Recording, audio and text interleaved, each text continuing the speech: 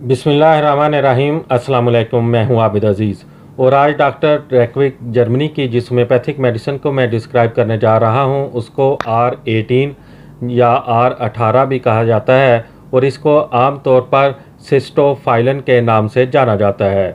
R18 की composition में जो एक्टिव सब्सटेंसेस यूज़ किए जाते हैं उसमें शामिल है berberis वल्गरस 4x, कैंथरस 4x, डल्कामारा 4x, एक्विजिटम 6x और यूपेटोरियम पर्फ 3x।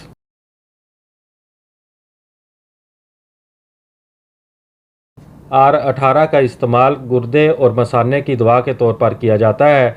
इसकी अलामात कुछ इस तरह से हैं कि गुर्दों की सोजश और वरम हो, गुर्दे की पथरी हो, गुर्दे में तेज़ चुभता हुआ दर्द हो, रीढ़ की हड्डी के निचले हिस्से का दर्द हो, रहम की सोजश हो या मसाने में चुभता हुआ दर्द हो, पेशाब के वक्त जलन महसूस हो, पेशाब का रंग जर्द और गाढ़ा हो, पेशाब का बार बार आना, इन तमाम अलामात और शिकायत में R18 का इस्तेमाल कारआमद दवा के तौर पर किया जाता है।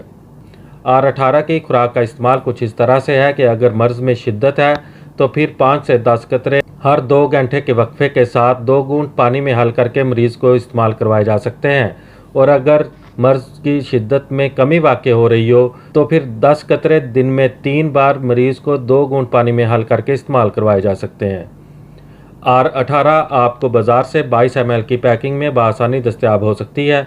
उम्मीद करता हूँ कि ये वीडियो आपको अच्छी लगी होगी। अगर वीडियो अच्छी लगी है तो इसको लाइक कर दें। अगर आप मज़ीद होम्योपैथिक मेडिसिन के बारे में इंफॉर्मेशन हासिल करना चाहते हैं तो मेरी रिक्वेस्ट है कि इस चैनल को सब्सक्राइब कर लें। नेक्स्ट वीडियो तक मुझे दें इजाज़त। अल्लाह हाफिज़।